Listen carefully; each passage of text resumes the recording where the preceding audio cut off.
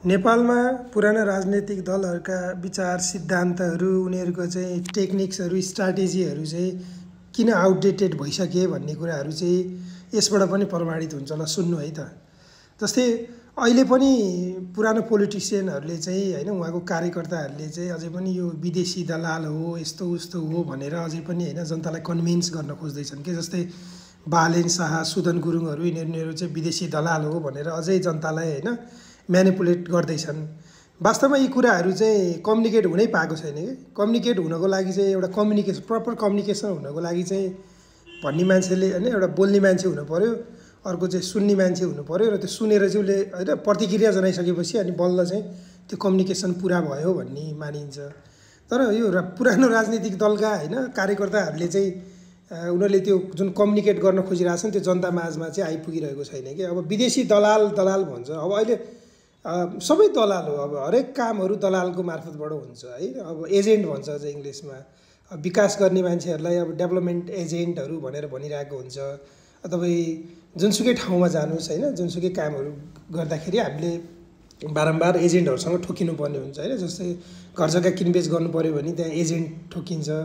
जस्तै तपाईँ हामीले चाहिँ अब अहिले कुनै पनि के अरे चाहिँ अब होइन घरहरू भाडामा कोठाहरू भाडामा खोज्नु पऱ्यो भने, आफ्नो सामानहरू बेच्नु पऱ्यो भने, ट्रान्सपोर्टेसनका कुराहरू यी इत्यादि हरेक कुराहरू गर्न चाहिँ एजेन्टहरू चाहिँदो रहेछ कि वास्तवमा होइन। अनि त्यही भएर अब यो विदेशी दलाल भनेर चाहिँ अब मान्छेले पत्याउँदैन। अर्को कुरा भनेको चाहिँ अब हरेक होइन नेपालीहरूको प्रत्येक घरबाट चाहिँ अब विदेश गएको छ क्या। हेर्नु है, अब एजेन्टको काम के हो त होइन। एजेन्टको काम भनेको त वास्तवमा चाहिँ तपाईँलाई चाहिँ एउटा देशबाट अर्को देश पुर्याउने पनि त हो नि त होइन। होइन जुन पोलिटिकल पार्टीहरूले यत्रा वर्षसम्म रुल गरेर होइन प्रत्येक नेपालीहरूलाई चाहिँ विदेश जानको लागि चाहिँ तपाईँको बाध्य बनाएको छ भनेपछि त होइन रियल एजेन्ट त उनीहरू रहेछ नि त वास्तवमा त होइन। देश नै खाली बनाएर चाहिँ विदेश पठाउनलाई काम गरिदिने भनेको रियल एजेन्ट त त्यो रहेछ नि त।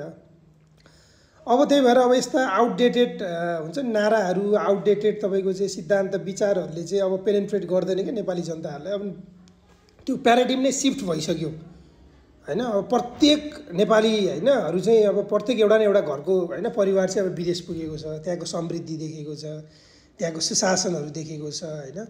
त्यहाँ चाहिँ अब केही पैसाहरू कमाएर चाहिँ उसले आफ्नो चाहिँ होइन जीविकोपार्जन चलाएको छ। अझै भनौँ भने एउटा चाहिँ मध्यम स्तरको चाहिँ जीवनयापन पनि बिताएको छ क्या होइन। ती कुराहरू गरेको छ।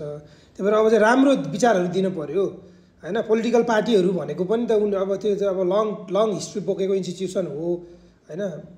आफ्टर अल होइन मल्टी पार्टी डेमोक्रेसी नै चाहिन्छ भनेपछि पार्टीहरूले चाहिँ अब आफूलाई अपडेट गरेर होइन यस्ता सिद्धान्तहरू विचारहरू पनि अब चाहिँ डेभलपमेन्ट खाले अब जनतालाई छुने खाले चाहिँ ल्याउनु पर्यो। अब के अरे मैले नै जित्ने हो, जसरी नै मै जित्छु होइन, म हार्ने हो कि भन्ने कुराहरू होइन कि। देशभित्रै हो जुनसुकै पार्टीमा भए पनि होइन जुनसुकै नेता भयो नेता मान्ने त हो नि। जस्तै अब अहिले केपी ओलीलाई नि बोकिराख्नुपर्छ भन्ने के छ र भने के। केपी ओलीको ठाउँमा अर्को आउँछ, अर्को नेता हो। केपी ओली त हाम्रो पर्सनल्ली त आफ्नो बाउ आमा होइन दिदीभाइ त होइन नि त होइन, दाजुभाइ त्यस्तो त होइन नि त। हामीले बोकेरै हिँड्न पर्ने होइन। उसले नराम्रो गर्दाखेरि पनि होइन त्यो राम्रै हो भनेर भनिदिइराख्नु पर्दैन कि। अपडेट हुनु पऱ्यो। अर्को आउँछ नेता होइन उसलाई नेता मान्ने हो। जस्तै कङ्ग्रेसमा पनि त्यही हो। शेरबहादुर देउवाको घरमा अब त्यत्रो सम्पत्ति एकुमुलेट भएको रहेछ, त्यो त नराम्रो हो नि त। अनि शेरबहादुर देउवालाई नै नेता भनिराख्नु पर्छ त कङ्ग्रेसहरूले। अर्को आउँछ, राम्रो मान्छे आउँछ अनि उसलाई फेरि नेता भन्ने, उसले राम्रो चाहिँ कामकाजहरू गर्छ, उसले कति वर्षसम्म गर्छ, त्यसपछि अर्को। खास जनताले चाहेको त्यही भएर हो नि त। त्यही भएर त हाम्रो देशको सबैभन्दा ठुलो सफ्ट पावर यो मोनार्की भनेको हाम्रो देशको सबैभन्दा सफ्ट पावर हो। त्यो सफ्ट पावर पनि जनताले चाहिँ कुर्बान गरिदियो कि। ठिक छ ल, यो नै के अरे चाहिँ यसले चाहिँ अब चाहिँ होइन के अरे चाहिँ एकाङ्की रूपमा चाहिँ अब शासन गर्ने होइन उनीहरूको नै के अरे चाहिँ हाइरार्कीहरू मात्रै चाहिँ होइन त्यसमा चाहिँ जान पाउने, राजकाज गर्न पाउने, यही कारणले नै स्ट्रगल होला। बरु यसलाई पनि इजी वेमा बनाएर जनता नै हुन पाउने, जनताकै छोराछोरीहरूले शासन गर्न पाउने भनेर त्यही भएर लिएर आएको हो कि डेमोक्रेसी। यो जित्नै पर्ने, मैले जित्छु होइन, भ्रष्टाचार गरेर भए पनि जित्छु, मेरैलाई चाहिँ संरक्षण गर्नुपर्छ, ऊ नभई हुँदैन भनेर त्यो त अटोक्राट भइहाल्यो नि भने हैन। राजाहरूले पनि त्यस्तै सोच्ने त हो नि, म भएन भने हुँदैन, त्यही भएर म जसरी नै हुन्छु भनेर हैन आफ्नो सेनाहरू परिचालन गर्ने, विभिन्न त्यस्तोहरू गर्ने। अब अहिले फेरि पोलिटिकल पार्टीहरूको चाहिँ हैन त्यो अब भातृ सङ्गठनमा केही हुन्छ नि, त्यस्तो उग्र हुनु पर्दैन कि, बुझ्नु पर्यो भने एउटा प्याराडाइम सिफ्ट नै भइसक्यो नेपाली जनताहरूको। अहिले अब जनताहरू नै मेनली युथहरूको अहिले चाहिँ भोल्युम के अरे चाहिँ बढी छ नेपालमा। अनि यो जियो पोलिटिक्स सबैले बुझिसके हैन, भू राजनीतिका कुराहरू बुझिसके। वास्तवमा विश्व भनेको त त्यही तिनवटा त रहेछ नि हैन, अमेरिका, चाइना, रसिया, यिनीहरूकै खेलमा चाहिँ हामी चाहिँ अब चाहिँ आफूले चाहिँ आफ्नो अब फाइदा हेर्नु पर्यो यसमा हैन। उनीहरूले आफ्नो फाइदाको लागि त जे पनि गर्छन् हैन, त्यही बिचमा चाहिँ आफ्नो पनि फाइदा गर्ने हैन। जस्तै त्यही हो सिङ्गापुर भनेको के हो त नि, सिङ्गापुर के थियो त नि, सिङ्गापुरले यही जियो पोलिटिक्स, यही भू राजनीतिमा चाहिँ हैन आफ्नो फाइदा यसमै हेऱ्यो। ऊ अहिले चाहिँ सिङ्गापुर हैन सबैभन्दा चाहिँ विश्वको नै चाहिँ तपाईँको चाहिँ ट्रान्जेक्सन हब बनेको छ त्यहाँनिर।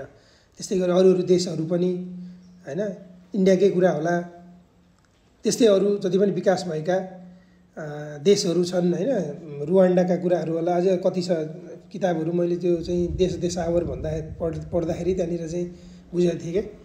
त्यही भएर अब चाहिँ हामी के अरे चाहिँ जे हो हामीले जे लिएर आएको हो त्यसलाई चाहिँ हामीले इम्प्लिमेन्ट गरौँ कि एक्जिक्युट गरौँ, त्यसमा चाहिँ हामी रमाउँ। हामीले खास भने चाहिँ डेमोक्रेसी लिएर आएको, मल्टिपार्टी डेमोक्रेसी लिएर आएको भनेको यस्तो खाले अवस्थाको लागि हो हैन। सबैले चाहिँ त्यसमा चाहिँ फ्लोरिस हुन पाउने हैन, सबै कुराको स्वतन्त्रता हुन पाउने, आफ्नो वाक स्वतन्त्रता, ह्युमन राइट्सका कुराहरू होला त्यहाँनिर। तपाईँहरूको हाम्रो चाहिँ हुन्छ नि अब एउटा चाहिँ बेसिक निड्सका कुरा, फन्डामेन्टल निड्सका कुराहरू र के हो र हैन, घाँस बाँस कपास, त्यसमा चाहिँ तपाईँको आजको शिक्षा, अनि त्यसपछि गएर जीविकोपार्जनका कुराहरू हैन, स्वास्थ्यका कुराहरू, यस्ता कुराहरू चाहिँ सहज तरिकाले पाऊँ भन्ने हो हैन। अब यस्तो पाइरहेको छैन, तर चाहिँ अनि नराम्रो गरेका, हिजो त्यस्ता भ्रष्टाचार गरेका हैन नेताहरूलाई नै अब फेरि सपोर्ट गरेर चाहिँ उनीहरू पनि हुनुपर्छ भन्नु भनेको चाहिँ अब फेरि त्यो चाहिँ हामी अटोक्र्याट नै चाहिन्छ के अरे भन्नु हो कि। अनि अटोक्र्याट चाहिँ चाहिँदैन भन्ने, अनि फेरि त्यस्तै खाललाई चाहिँ आउनुपर्छ भनेर व्यवहारमा त्यस्तै गर्नुलाई चाहिँ अब हिपोक्रेसी, पाखण्डीपन भनेर त्यसरी भन्छ। त्यही भएर हामी त्यस्तो हुनु हुँदैन हैन, चेतना खुलाउनु पर्छ। आफ्नो छोराछोरीहरूले भनेको अब सुन्नुहोस्, प्यारेन्ट्सहरूले पनि एकचोटि चाहिँ तपाईँको कुनै परिवारको मान्छे जानुभएको छ विदेश, त्यहाँ विदेशमा भएको उसलाई सोध्नुहोस्, किनभने उसले केही चिजहरू देखेको हुन्छ, एक्सपोजर पाएको हुन्छ। तपाईँहरूले पनि अब अलिकति हैन टिभीहरू हेर्दाखेरि पनि हैन, युट्युबहरूमा हेर्दाखेरि पनि तपाईँको चाहिँ राम्रो विश्लेषण गर्ने मान्छेहरूले भन्नुभएको कुराहरू सुन्नुहोस्, अनि त्यही अनुसार चाहिँ आफूलाई चाहिँ डेभलप गर्नुहोस्, इभल्भ गर्नुहोस् के हैन। यो किनभने चाहिँ life is all about evolution हुँदै जाने हो हैन। हिजोको दिनमा ममा पनि केही कमी कमजोरीहरू थियो हैन, खराब सङ्गतहरूमा बेलामा परिएको थियो, त्यही हो आफूलाई परिमार्जन गर्दै जाने हैन। त कम्पिटिसन इज इनसाइड यु के त्यो हुन्छ, तिमी नै तिम्रो आफ्नो सबैभन्दा ठुलो कम्पिटिटर हो हैन। हिजोको मभन्दा आजको ममा चाहिँ हैन के चाहिँ चेन्जेसहरू आयो र भोलिको ममा चाहिँ म के चेन्जेसहरू ल्याउँछु भनेर नै हामीले आफूलाई चाहिँ कम्पिट गर्ने हो। र म सम्पूर्ण दाजुभाइ दिदीबहिनीहरूलाई, बुवा आमाहरूलाई, दाजु भाउजूहरूलाई के चाहिँ आग्रह गर्न चाहन्छु भने बी अ गुड भोटर है, एउटा असल भोटर बन्नु।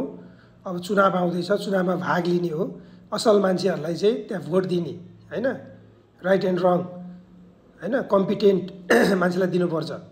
केही न केही जानेका कुराहरू हैन सोध्नुपर्छ। मेयर आउँदैछ भने उसले के गर्न सक्छ, शिक्षा क्षेत्रमा के गर्न सक्छ, स्वास्थ्यमा के गर्न सक्छ, यस्ता कुराहरू, मिनिमम कुराहरू, बेसिक जुन फन्डामेन्टल यसका कुराहरूमा उसको के छ त भन्ने कुरा, धारणाहरू सोध्ने हैन। अनि अरू रिप्रेजेन्टेटिभ हुन्छ नि, अब सांसदहरू बन्न लाउनेहरू छ भने पनि एउटा दुईवटा प्रश्नहरू सोध्ने, जुन कुराहरू आफूलाई परेको छ।